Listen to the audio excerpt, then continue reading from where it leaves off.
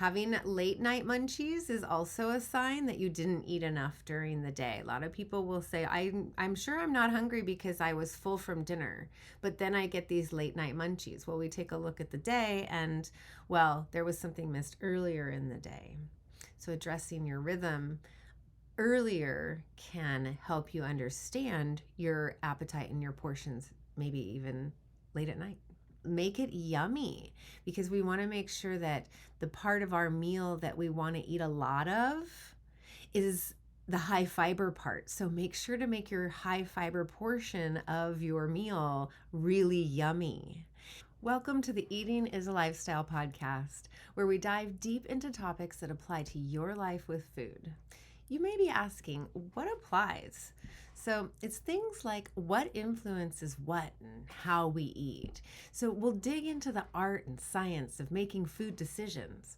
We'll also explore how what we eat influences us. Understanding these things empowers you as an eater. Whether you have weight loss goals, or you're managing a chronic disease, or simply want to optimize your nutrition without all the overwhelm, this podcast is for you. We are weight inclusive and anti-diet. We promote intuitive eating and a realistic lifestyle approach to food and eating so that you can make healthy eating your lifestyle. Welcome to the podcast. I am your host, Tobi Page. I am a lifestyle dietitian, and that means that I specialize in nutrition that fits your lifestyle. Thank you for joining me today. I hope you pick up a nugget or two from what you hear today and pass it on to someone you love. You might have noticed that Meredith hasn't been on the podcast for the last several episodes, and that's because she has moved on to a new position as an inpatient dietitian at a hospital in Portland. She's loving the work and is still willing to come on the podcast, but is no longer going to co-host with me. We wish her the very best and hope to have her back soon. So today I'm doing my first solo podcast, so let's get into it. Okay. At the heart of Eating is a Lifestyle is intuitive eating, which means using your intuition to make food decisions instead of following a diet plan. But with 14 years of conversations with real people, one of the most common things I hear is I struggle with portion control. So today I'm going to talk about intuitive eating and portion control, or portion control without counting, restricting, or leaving the table hungry. So to start, when assessing someone's diet, I look at 3 areas of their life with food: their level of awareness, the current balance of their meals and snacks, and the rhythm that they follow for eating and drinking throughout the day. So I'm going to use this lens to see if we can figure out where the portion control problem really is. So starting with awareness is all about noticing your body. A lot of times we overeat because we have ignored our body's signals, first for hunger and then for fullness, right? To eat intuitively and not by a rule book, aka a diet plan, we need to pay attention to when our body needs to be fed and eat. The term intuitive eating comes from our intuitive eating gurus, Evelyn Tribole and Elise Resch. They offer us 10 principles of intuitive eating, which I will link in the show notes. But the idea is that the way to be successful with intuitive eating is to follow these 10 principles. The principles are great, and I'm going to use them as a framework for today's discussion. I'll be referring to them as they are described on the intuitiveeating.org website and throwing in my 2 cents about how to work with it, okay? So, starting with principle number 1, reject diet culture, says, throw out the diet books, food plans, and articles that offer you false hope that food restriction or dieting, by any name you call it, will grant you all of your wishes for a better life. Rather than getting angry at yourself, get angry at the lies from diet culture that have led you to feel as if you were a failure every time a new diet or food plan stopped working.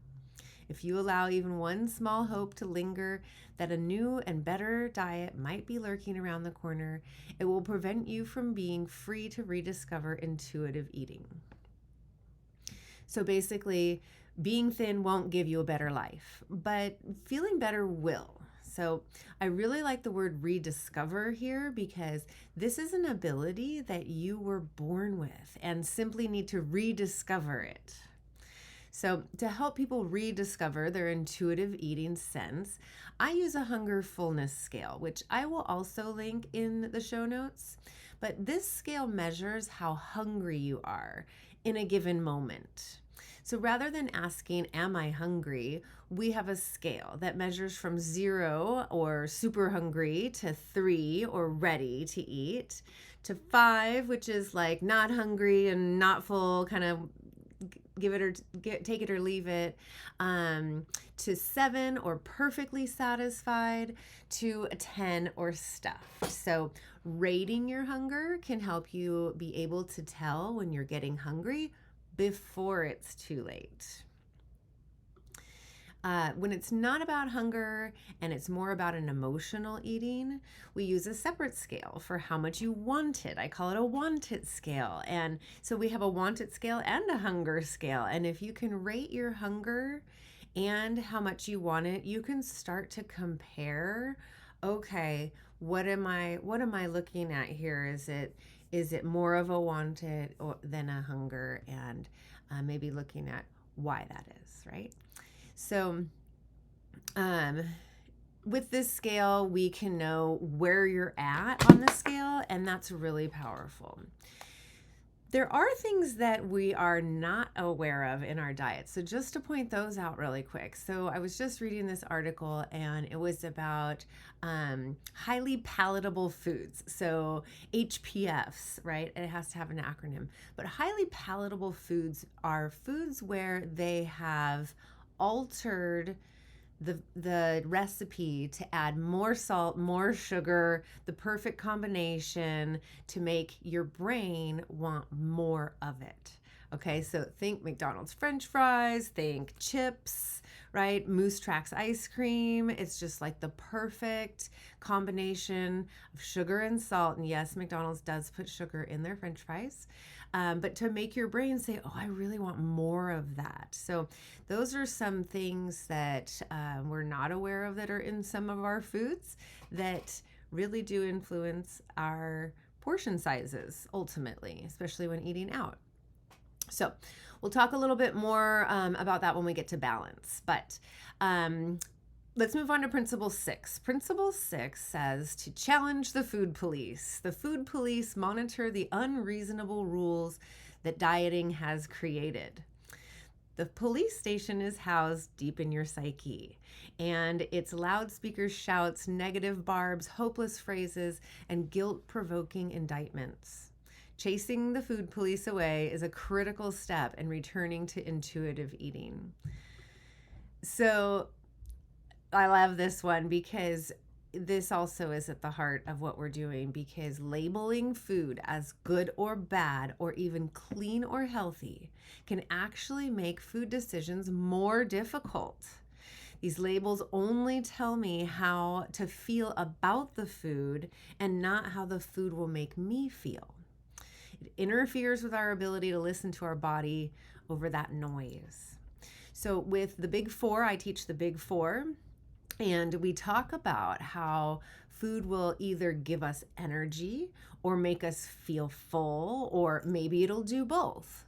And we also need to eat foods that make us feel satisfied, and it has to last. And so pairing our foods to get all of the Big Four allows us to understand our food on a more personal level. How is it going to make me feel? So try using terms like high carb or low fiber to describe your food rather than using those judgy, good, bad kind of terms. So if I eat a food that is a low fiber food, I will know that I'm not going to feel full without eating a lot of it. And if I eat a bad food, well, I just feel bad, and that's really not all that helpful. All right, so moving to Principle 8, which also fits into our awareness, is respecting your body. Accepting your genetic blueprint, just as a person with a shoe size of 8 would not expect to realistically squeeze into a size 6. It is equally futile and uncomfortable to have a similar expectation about body size, but mostly respect your body so that you can feel better about who you are. It's hard to reject the diet mentality if you are unrealistic and overly critical of your body size or shape. All bodies deserve dignity. And to this, I say, you don't have to love your body. You don't have to love the way that your body looks, but you can't let the way that your body looks define who you are or allow you to mistreat your body. Okay, so tuning into your physical body, I know can be really difficult for a lot of reasons. Everything from chronic dieting that's been separating you from your body for all these years to traumatic experiences that happen to your body. If you struggle to tune in, then you may want to talk to your doctor, your therapist, or your dietitian about it. One thing that you can do to start accepting your body is to start by appreciating it and appreciating what your body can do and the benefits of it. So if you're tall, you can reach things up high. If you're short, you get lots of leg room on airplanes. I don't know. I'm tall. It was hard for me to think of what are the benefits of being short. If you're short, let me know, because I'm sure there are benefits. And just kind of appreciating that, like appreciating how much room you have when you see tall people crammed in into tight spaces. Strength training, I do believe, can help anybody feel stronger, but we will get to that in Principle 9 a little bit later. Okay, so the next principle I want to talk about is Principle 2. And it makes a good transition between awareness and balance because it kind of blends the two together. Principle 2 is to honor your hunger. Okay, so the awareness made us aware of the hunger, and we need to honor it. So we need to eat when we're hungry. Principle 2 says to honor your hunger. Keep your body biologically fed with adequate energy and carbohydrates. Otherwise, you can trigger a primal drive to eat beyond comfortable fullness. Once you reach the moment of excessive hunger, all intentions of moderate conscious eating are fleeting and irrelevant. Learning to honor the first biological signal of hunger sets the stage for rebuilding trust with yourself and food. So, first we need to be aware of the hunger. And then as they point out, if you get super hungry, all bets are off, right? So we need to be aware of the hunger and then we need to eat. And so biologically fed means that your body has all that it needs to function optimally. And so they called out carbohydrates.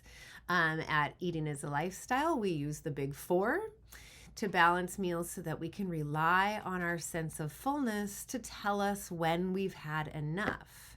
With the big four, we get some carbs for energy, we get plenty of fiber for fullness, enough fat for satiety, and enough protein to hold you until your next meal. Plenty of fiber will give you a sensation of fullness in your stomach. This sensation is caused by your stomach stretching and sending signals to your brain saying, oh, we're being fed. When your stomach reaches a certain stretchiness, it sends a signal that says, that's good, we're full, we've had enough. And without plenty of fiber, we're much more likely to eat more than we need because we're not getting that signal. So a woman by the name of Barbara Rawls is a researcher at Penn State University, and she's the director of the laboratory for the study of human ingestive behavior. Okay, so she is the top expert in understanding portion control. She has spent her career studying every angle of human ingestive behavior. She has found that the balance of macronutrients in the meal does matter, but that if the food is well liked, remember I just talked about highly palatable foods, and served in large portions, restaurants, we are more likely to overconsume. Okay, so most of the time when someone says, I struggle to manage my portions, it's usually when they go out to a restaurant where the restaurants are making their food highly palatable and serving it in large portions. So you're not alone, right? A meta-analysis of Barbara Rawls's work showed that doubling the amount of food offered in a lab-based study increased the amount eaten by 35%. So just being presented with a large portion of food we like makes us eat about 35% more. All right, so principle number 4 aligns with our need for balance in the diet. So principle 4 says discover the satisfaction factor. So the Japanese have the wisdom to promote pleasure as one of their goals of healthy living. In our fury to be thin and healthy, we often overlook one of the most basic gifts of existence: the pleasure and satisfaction that can be found in the eating experience. When you eat what you really want in an environment that is inviting and conducive, the pleasure you derive will be a powerful force in helping you feel satisfied and content. Okay, so the idea is putting yourself in an environment that makes you comfortable, and by providing this experience for yourself, you will find that you'll eat the right amount of food to feel physically and emotionally satisfied. What I have to say about this is that this works best when you are eating minimally processed foods. In the research, we call these foods highly palatable. I talked about that, but we also call them highly processed, right? So highly processed foods tend to have a lot of their fiber stripped down so that they're softer when we eat them. We put them in our mouth, and they've added salts and sugars to make them taste better than the real thing. Okay, so this makes your brain want more, like we talked about, than you would of the minimally processed version. So a good example is McDonald's French fries. They add the perfect amount of salt and sugar, which you didn't even notice, to their French fries to make you want more. When you make fries at home, you don't have this secret recipe, and so yours tastes more natural and you have an easier time stopping eating them, right? So Barbara Rawls also researched what she calls sensory-specific satiety, which is the idea that similar foods will begin to satisfy you, but other foods can still have a high level of interest. So this is like when you eat a big dinner and you're stuffed, but you could still have dessert. It's that your dinner had all of the savory things, and then there's still a little bit of sweet left on your palate, right? So in order to be able to use our intuition to guide our portions, we need to be eating food that tastes like the natural food, so minimally processed, and we need to be served portions that are more in line with what we need. Including a variety of flavors in the meal can help you feel satisfied on more levels, so sort of a culinary tip. All right, moving to principle number 5, feel your fullness. Okay, so earlier we were noticing our hunger. Now they're talking about feeling your fullness. So listening for those body signals that tell you you're no longer hungry. Observe the signs that show that you're comfortably full. Pause in the middle of eating and ask yourself how the food tastes and what your current fullness level is. So for this, once again, I think that we need to first have balance in the meal. It's kind of unfair to ask a person to, stop and see how they feel if we don't have plenty of fiber on the plate, some carbs to let the brain know that we're eating something. So it can be hard to tell halfway through a meal. unless you have a nice balanced meal. So once again, we use the Big Four method to help create that balance without having to figure out a bunch of numbers and math. Once your plate is balanced with what we say some carbs, plenty of fiber, and enough fat and protein, we can fall back on those skills of awareness to sense our fullness. Okay, with that brings us to rhythm. And to me, rhythm is, just like the rhythm of our day, from the time that we wake up and the things that we eat and drink throughout the day to the time that we go to sleep. We have a rhythm that guides those things. So we might also think about other drivers for eating besides hunger and fullness. So principle 3 of the intuitive eating principles says make peace with food. Call a truce, stop the fight, give yourself unconditional permission to eat. This is probably the hardest one for people to wrap their head around if they've been chronically dieting. So this idea of unconditional permission to eat is like really scary, okay? I'll keep going. If you tell yourself that you can't or shouldn't have a particular food, this is their reasoning as to why we're doing this unconditional permission. It can lead to intense feelings of deprivation that build into uncontrollable cravings and often binging. When you finally give in to your forbidden food, eating will be experienced with such intensity that it usually results in Last Supper overeating and overwhelming guilt. This is backed by science. I mean, all of these principles are backed by science, but I'm going to tell you a little bit about the science of this one. And that is the wanting of a restricted food. Actually, just that period of time of wanting increases the amount of dopamine released in your brain when you do finally get it.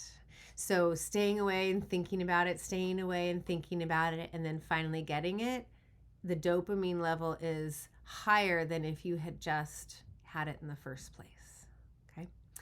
There's a real connection between sugar and dopamine and the reward systems in our brain. And so the more that these behaviors are repeated, they just become more ingrained. Okay, so there is more to breaking a sugar addiction than just not considering it forbidden. And we need to first have balance in the diet, and then we can follow principle 7 to find other ways to cope with our strong emotions, and finally make peace with food by letting go of those self-inflicted restrictions.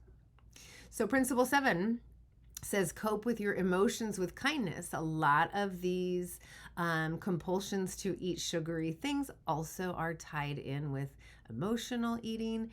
And so how do we deal with the emotions? So principle 7 says, cope with your emotions with kindness. First, recognize that food restriction, both physically and mentally, can in and of itself trigger loss of control, which can feel like emotional eating. Okay, so I'm going to just pause there because that's a lot. Food restriction can trigger loss of control, and then it feels like it's emotional eating.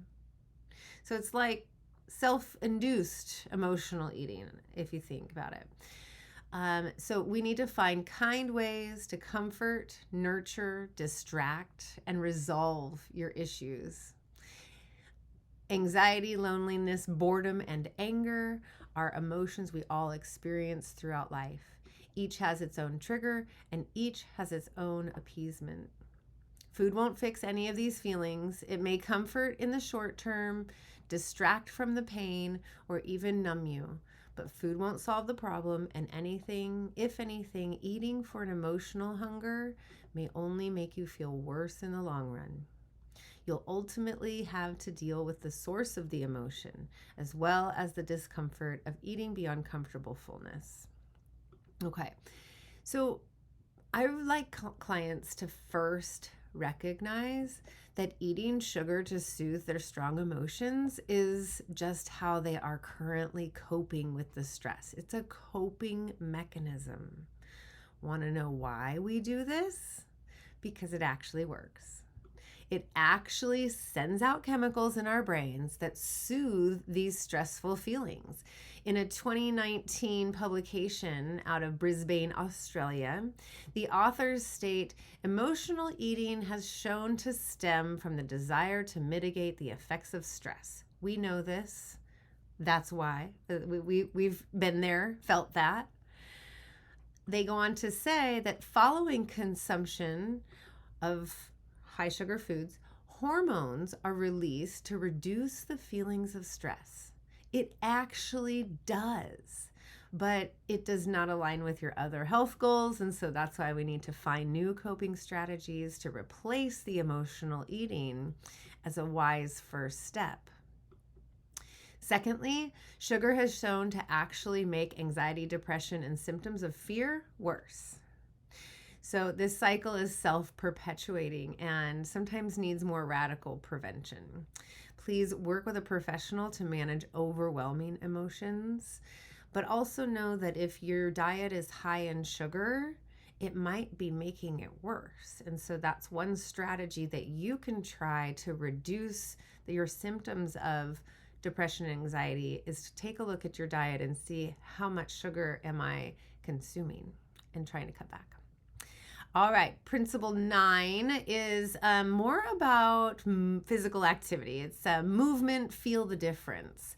But regular physical activity can definitely help your body establish healthy rhythms and in turn help you regulate your portions, again, because you're not getting overly hungry and you're knowing that your next meal is on its way and not getting overly full. Principle 9 says, forget militant exercise. Just get active and feel the difference. Shift your focus to how it feels to move your body rather than the calorie burning effect of exercise. If you focus on how you feel from working out, such as energized, it can make the difference between rolling out of bed for a brisk morning walk or hitting the snooze alarm.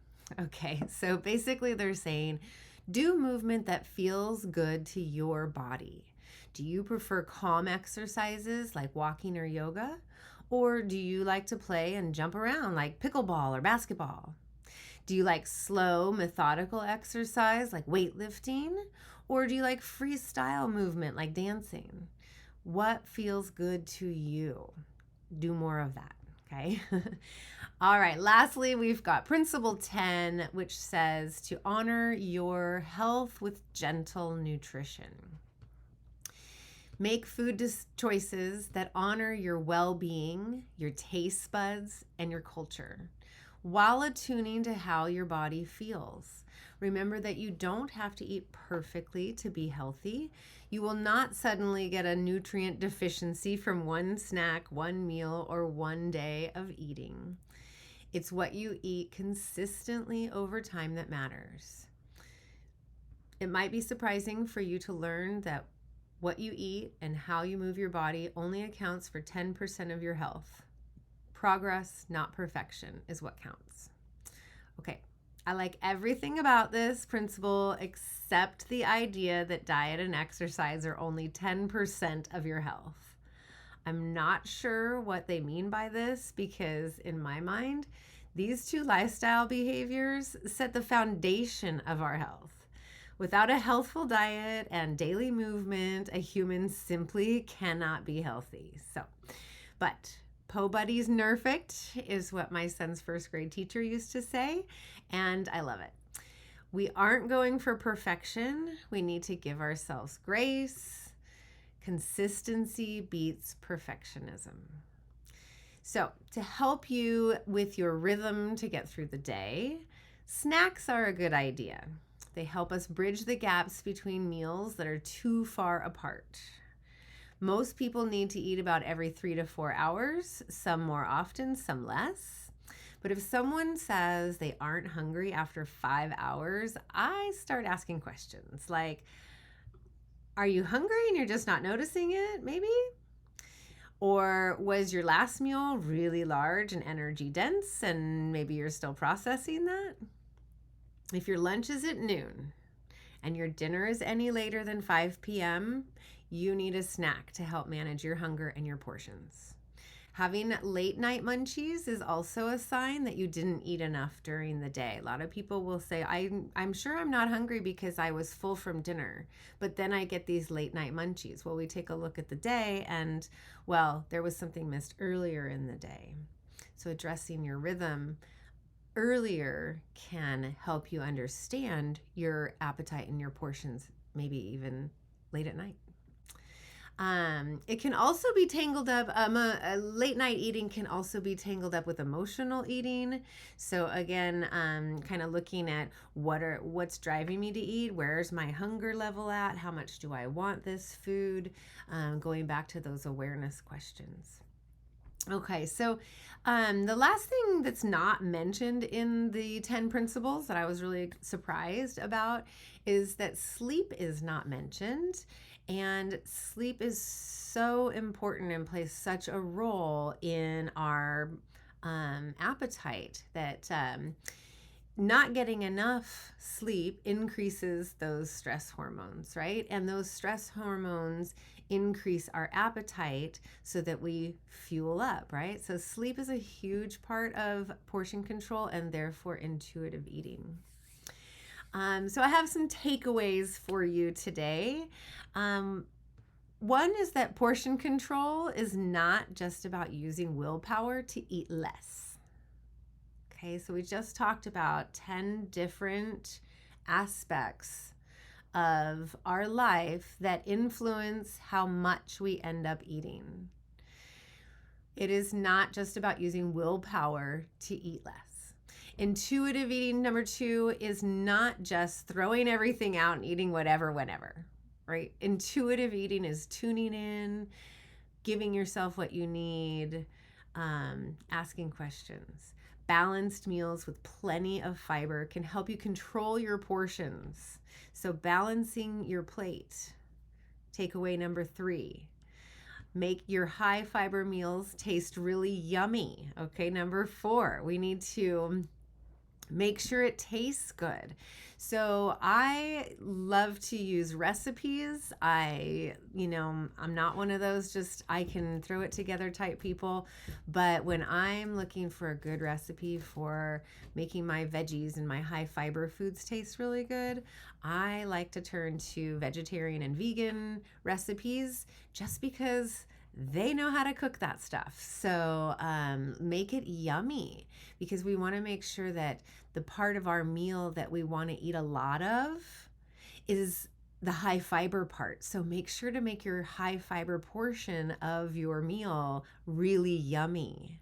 Use several layers of flavor. So we might have a sweetness from an orange that also provides some acid, and then some oils and for some fats, and then some salts, right? We want to put all those flavors in so that we can be fully satisfied at the end of the meal without eating too much.